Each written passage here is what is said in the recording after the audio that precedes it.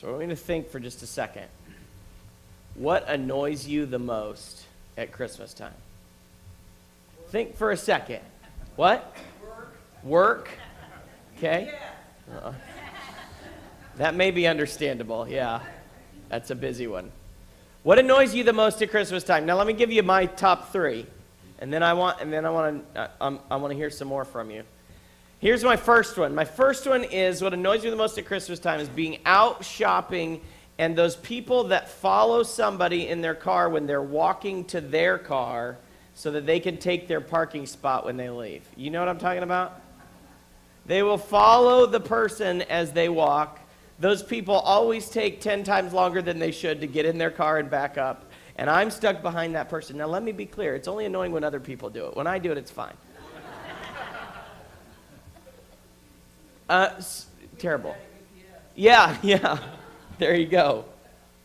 Oh, it drives me crazy. I'm losing my mind in my car as I'm just trying to find a place to park. My second one, and I've told you this last year, and this one is always on my list, but it's nativity sets that have the wise men but no shepherds. Drives me crazy because shepherds were there, wise men weren't there. They showed up later. So I always told people I want to create a yard nativity set that has like the nativity at my house and like the wise men are at my friend's house across the town on their way. Because that's really what it should look like. They shouldn't even be there, and it drives me nuts when they're there. And a ton of them have all 3 wise men, although we don't even know if it's 3, but no shepherds who actually came on Christmas night. That's number 2. My third one is secular Christmas music. And it's not because I'm anti, it should all be sacred. I just worked retail for a lot of years, and from Halloween until New Year's, 8 hours a day, the same 7 Christmas songs. You know that song that says, "Last Christmas I gave you my heart, and the very next day you gave it away"? I can't even with that song. Because I'd hear it over and over and over again. Anything by Mariah Carey at Christmas time, done. I got nothing. So what are some of yours? Work, because UPS is a little bit busy. What are some of your pet peeves at Christmas time? Anybody? Juanita? My pet peeve is when John writes about having to come decorate and everything for Christmas. Okay. So we might say for some it's decorating for Christmas. For others it's hearing griping about decorating for Christmas. Okay. Yeah, Cindy. People think they can give their dog a minute at the last minute. Okay, yeah. Yeah, absolutely. What else? Christmas lights that don't work. Is that what you were going to say, Jerry? Because Jerry spent a lot of time fixing Christmas lights around this place. What else? Anybody else? Any other pet peeves at Christmas time? Crowds, yeah. Crowds are rough. They can be. Yeah, when it comes out before Thanksgiving, absolutely. Now it's like before Halloween, they're getting Christmas stuff out. But we have them, right? Well, I want to show you one from somebody else as we continue. Hello, my name is Lewis, and I love Christmas. I love everything about it. The snow, the lights. I'm sorry. But most of all, I love the reason for the season. That's why this year, as a Christian, I got so tired of hearing that disrespectful phrase. You know the one. Happy holidays. Every time somebody'd say it to me, I would give them a good old Merry Christmas right in their face. Booyah for the Messiah! Stop getting riled up. You're gonna hurt yourself. Mom! I'm trying to talk here! Whatever. I'm calling Dr. Goldstein. Sorry. I had to move back in with my mother after all this. Tell the truth, sweetie. Fine. I've always lived with my mother. Against my better judgment. Mom! Can I just tell my story? So recently, I went to the supermarket to pick up some eggnog.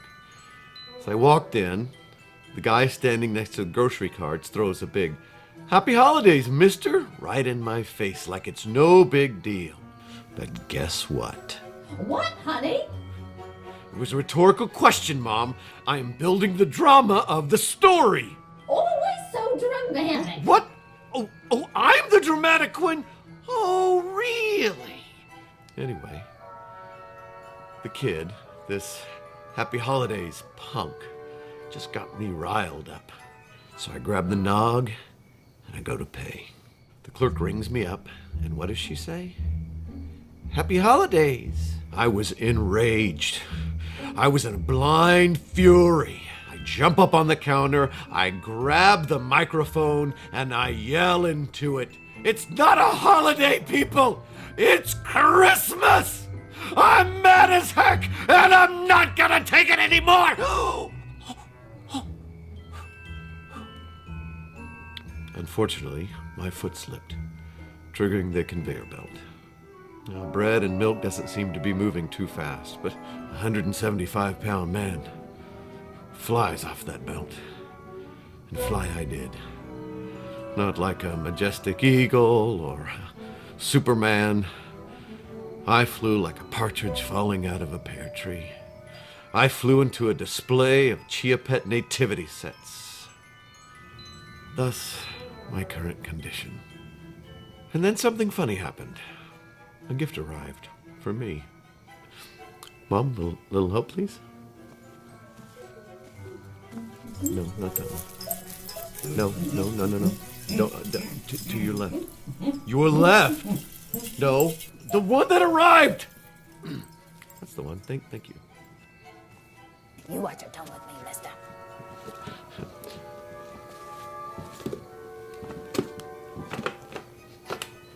Mom? It was from Elizabeth. The girl whose checkout stand I'd commandeered. She'd given me a gift. At first it didn't make sense. I didn't deserve anything good from her. Not the way I'd acted. I'd acted like a maniac. But then I got to thinking. I had been bound up in religion. And I didn't want to be bound up anymore. Religion is always having to be right. Grace, that's being right with others, being right with God. So this gift, I don't know what's in it. It could be more eggnog. It could be a Chia Pet nativity set. Doesn't matter.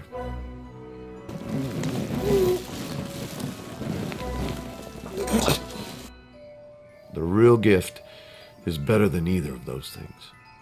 Oh, you two are destined for wedlock. Mom! Why did you do that? Why do you always go there? We're not going to get married! It's a match made. I don't in even heaven. know her! But you said she It was. doesn't matter if I said she was cute!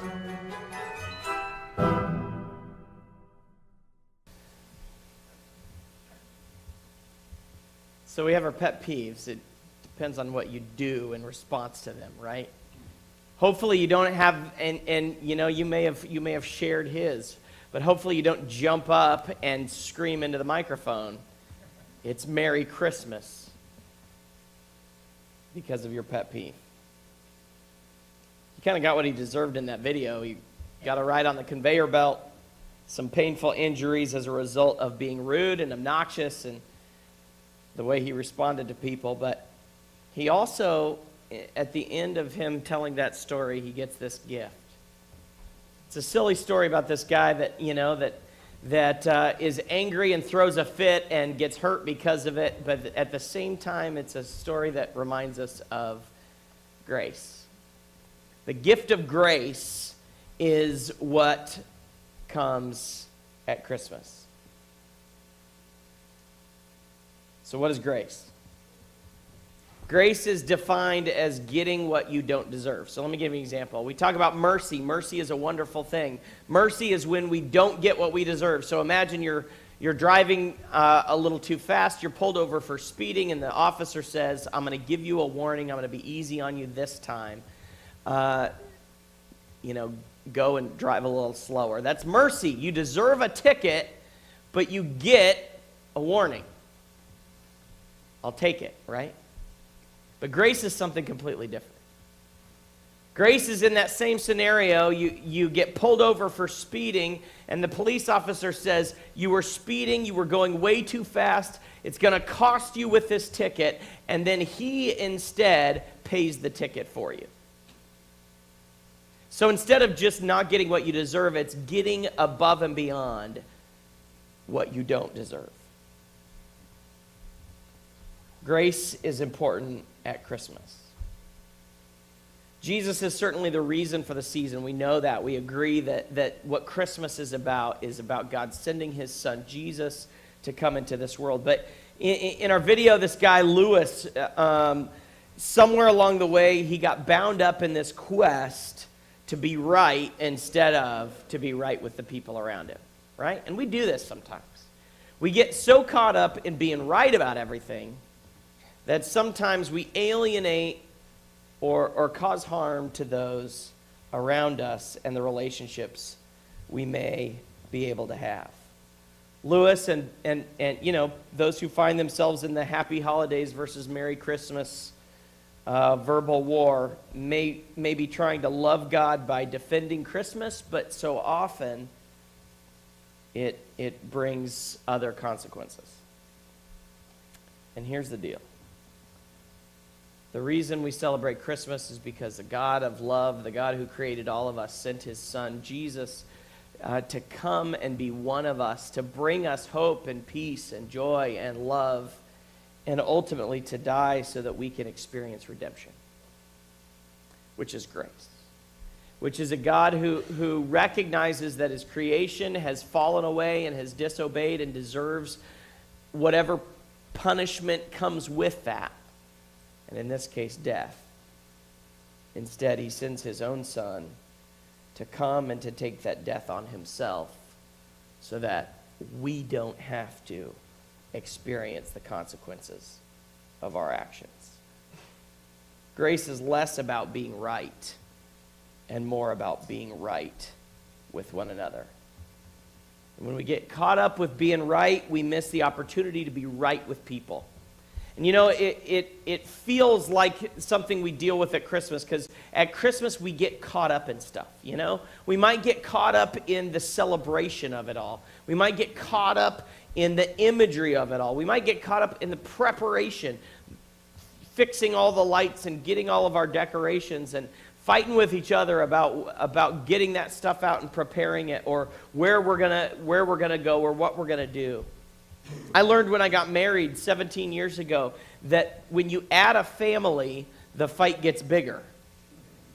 Because now we've got to find a way to see her family and my family and our family, and we've got to make all this work and make everybody happy. And sometimes just trying to do that is enough to make you want to quit the whole Christmas thing completely. So often at Christmas we get so caught up with all the other stuff, Caught up in the presents, caught up in the decorations, caught up in all of it, that we miss what we're here for. So I want to go back to the beginning. John 3:16 and 17, most quotable verses in the Bible, but remind us why we're here. For God so loved the world that he gave his one and only Son, that whoever believes in him shall not perish but have eternal life. For God did not send his Son into the world to condemn the world, but to save the world through him. Grace is God sending his Son to save the world, not to condemn us, not to judge us, not to give us what we deserve, but to offer us something better. And at Christmas, we got to remember what grace looks like, or else we become like him. We become bound up in being right.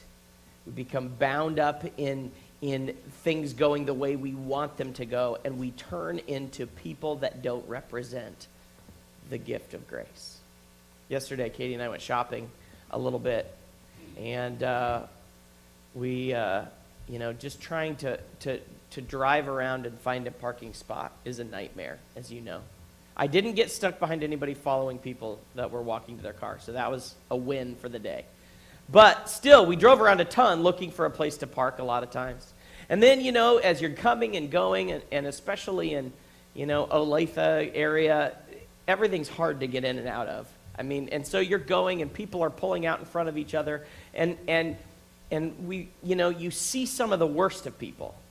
And at one point we're walking up to a store and you hear somebody just hammer their horn, and it's because somebody pulled out a little faster than they thought they should have and cut them off and just laid on it.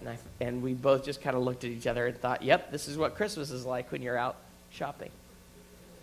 But then we went to Aldi to get some groceries. And we got there and we started searching for a quarter. You got to have a quarter to get a cart.